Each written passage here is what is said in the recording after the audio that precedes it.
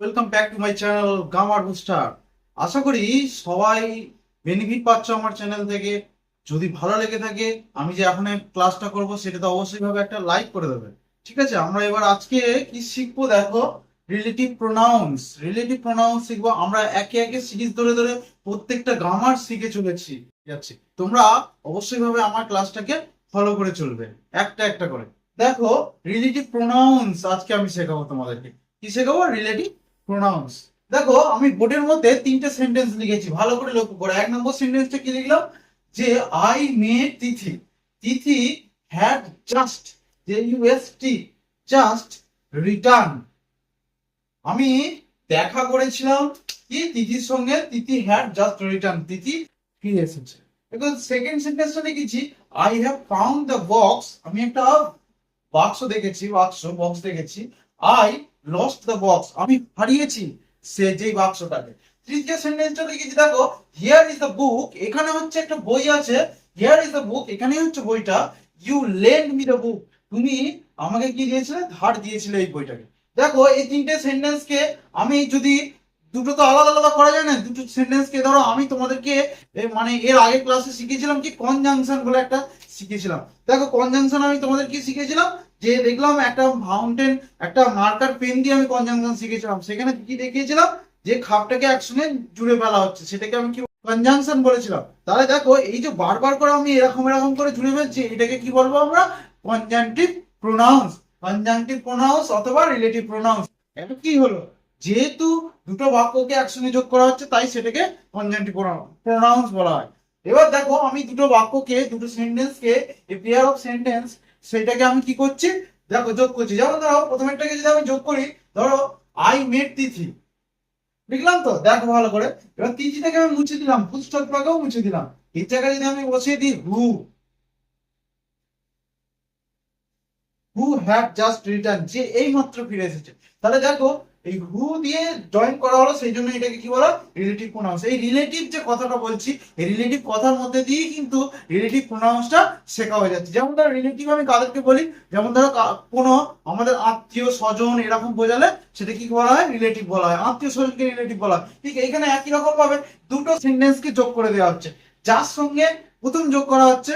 দেখো, এখানে তিথি, তিথির পরেই দেখো এই দ্বিতীয় সেন্টেন্স দুবার করে তিথি লিখতে হচ্ছিল, সেই জন্য আমি কি করে দিলাম? দুটাকে বসিয়ে দিলাম। I have found the box, আমি কি দেখতে পেয়েছি? আমি বাক্স দেখতে পেয়েছিলাম। তাই তো, আই লস্ট দ্য বক্স, আমি সেই বক্সটাকে হারিয়েছিলাম। I have found the box which I lost, I I lost, যেটাকে আমি হারিয়েছিলাম। তাহলে এই বাক্সটা কি বোঝাচ্ছে? বক্সটা কি বোঝাচ্ছে? দেখো, তৃতীয় সেন্টেন্সের ক্ষেত্রে যে হিয়ার ইজ দ্য বুক, এখানে হচ্ছে একটা বই আছে। You lend me the book, তুমি আমাকে বইটা ধার দিয়েছিলে। হিয়ার ইজ দ্য বুক, এখানে হচ্ছে বইটা আছে। দ্যাট ইউ লেন্ড, দ্যাট আমি ধরো এই ফুল স্টপের জায়গায় শুধু দ্যাট বসিয়ে দিলাম। দ্যাট উপরে লিখলাম দ্যাট ইউ লেন্ড মি, যেটা তুমি আমাকে ধার দিয়েছিলে। দেখো, তাহলে here is the book that you lend me, বোঝা গেল? এবার দেখো, আমি তাহলে কি বললাম? যে এইটা কি রিলেটিভ প্রোনাউন বলা হচ্ছে। রিলেটিভ মানে কি? সবচেয়ে কাছাকাছি।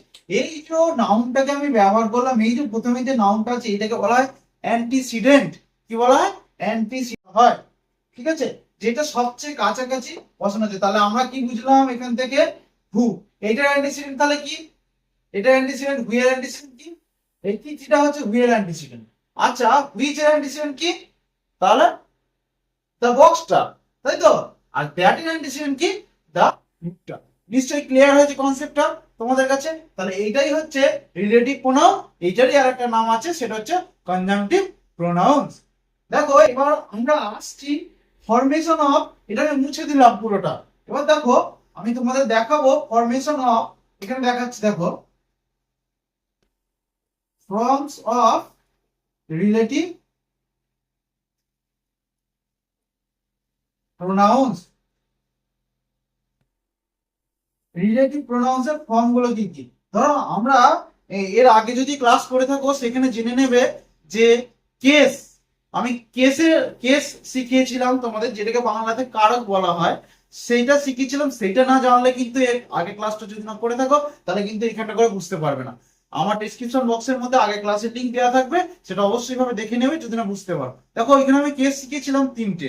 একটা হচ্ছে কি বলেছিলাম, accusative case, case nominative case, genitive case আর অ্যাকিউজিটিভ কেস। এক নম্বর কি বলেছিলাম, নমিনেটিভ।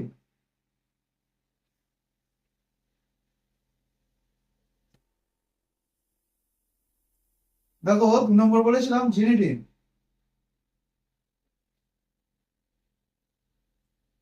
আর 3 নম্বর বলেছিলাম অ্যাকিউজেটিভ।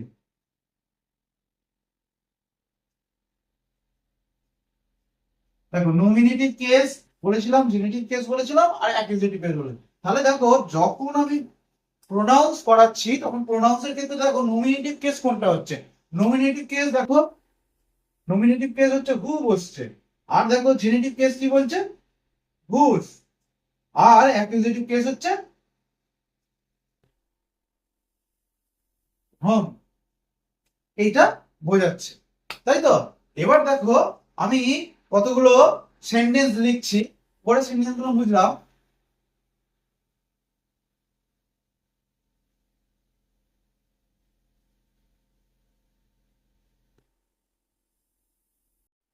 1 নম্বর সেন্টেন্স লিখলাম, this is the boy who works hard. দেখো এখানে হু দিয়ে জয়েন করেছি বয়টা, তাহলে হু কাকে বোঝাচ্ছে, বয়টাকে বোঝাচ্ছে। এটা হচ্ছে নমিনেটিভ কেস। নমিনেটিভ কেস এটা সিঙ্গুলারের ক্ষেত্রে ব্যবহার করতে পারি অথবা প্লুরালের ক্ষেত্রেও ব্যবহার করতে পারি। এটা হচ্ছে আবার ফেমিনিন জেন্ডারও হতে পারে, মাস্কুলাইন জেন্ডার। এই বয়ের জায়গায় তুমি গার্ল বসিয়ে দিলে একই থাকে। তাহলে দিস ইজ দ্য বয় বা this is the girl who works hard. এবার দেখো সেকেন্ড সেন্টেন্সের ক্ষেত্রে, দিস ইজ দ্য বয় অথবা গার্ল যা ইচ্ছে নিলাম, whose exercise has done well. এটা হচ্ছে একটা ছেলে যার, এখানে হুস মানে কি যার, আর হু মানে কে নয়, এখানে হু মানে হচ্ছে যে, আর হুস মানে কি যার। এবার দেখো 3 নম্বর সেন্টেন্সটার ক্ষেত্রে দেখো, this is the boy whom all praise. এখানে হচ্ছে ওই ছেলেটি যাকে, হোম মানে যাকে, যাকে সবাই কি করে, সবাই প্রশংসা করে। তাহলে এখানে ভালোভাবে বুঝতে পারা গেল। এবার দেখো এটা বুঝলাম,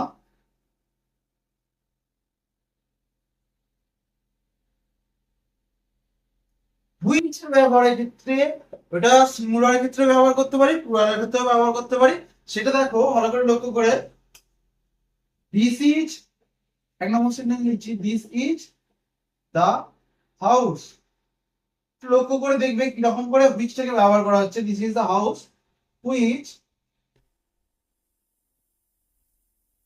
which belongs to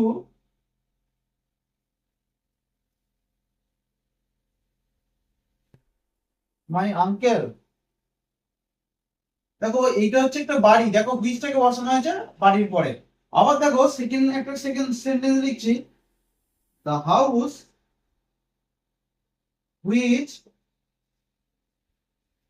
my uncle build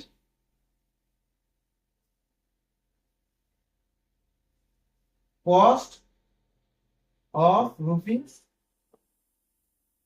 10 lakh।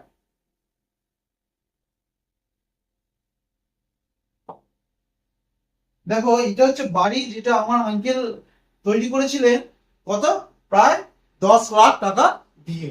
তাহলে এখানে দেখো দুটো ক্ষেত্রেই কিন্তু হুইচ ব্যবহার করা হয়েছে। প্রথমে দেখো দা হাউসের পরে হুইচ ব্যবহার করা হয়েছে, আর দিস ইজ দা হাউস এখানে পরে হচ্ছে হুইচ ব্যবহার করা হয়েছে। দুটো ক্ষেত্রেই কিন্তু বাড়িটাকে বোঝাচ্ছে। তাই এটা নমিনেটিভ কেসে ব্যবহার করা হয়, আর হচ্ছে হুইচটা ব্যবহার করা হয় নমিনেটিভ কেস আর অ্যাকুজেটিভ কেসে, কিন্তু জেনেটিভ কেসে হচ্ছে হুইচের ব্যবহার করা হয় না। এবার দেখো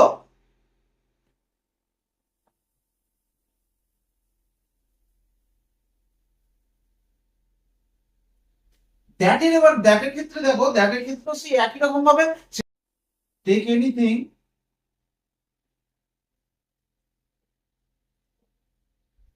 দ্যাট ইউ লাইক, যেটা তোমার পছন্দ সেটাই তুমি নিয়ে নাও। তাহলে দেখো take anything that you like, এই ক্ষেত্রে কি হয়, অ্যাকুজিটিভ কেস অথবা নমিনেটিভ কেস দুটো ক্ষেত্রেই কিন্তু এটা ব্যবহার করা হয়, সিঙ্গুলারে ব্যবহার করা হয় আর প্লুরালে ব্যবহার করা হয়, কিন্তু এটা কখনোই জেনেটিভ কেসে ব্যবহার করা হয় না। এবার দেখো আরেকটা সেন্টেন্স সেন্টেন্স লিখছি, what happen is not clear. দেখো এই ক্ষেত্রে দেখো হোয়াট এর ব্যবহার করা হয়েছে, যখন আমরা রিলেটিভ প্রোনাউনের ক্ষেত্রে হোয়াট এর ব্যবহার করব সেই ক্ষেত্রে আমাদের সবসময় মনে রাখতে হবে সেটা হচ্ছে সিঙ্গুলারেই কিন্তু একমাত্র ব্যবহার করা হবে, সেই ক্ষেত্রে কিন্তু অন্য ব্যবহার করা হবে না, অর্থাৎ অন্য কেসে ব্যবহার করা হবে না। সেটা হচ্ছে জেনেটিভ কেসে, জেনেটিভ অ্যাকুজিটিভ কেস অথবা জেনেটিভ কেস উভয় ক্ষেত্রে ব্যবহার করা হয়ে যেতে পারে, আর ওটা সবসময় কিন্তু সিঙ্গুলারের ক্ষেত্রেই ব্যবহার করা হবে। ঠিক আছে, আজকে এই পর্যন্তই। এরপরে আমি আবার পার্ট 2 নিয়ে আসছি এর পরবর্তী ক্লাসে। যদি ভালো লেগে থাকে তাহলে অবশ্যই একটা লাইক করে দেবে। Thank you.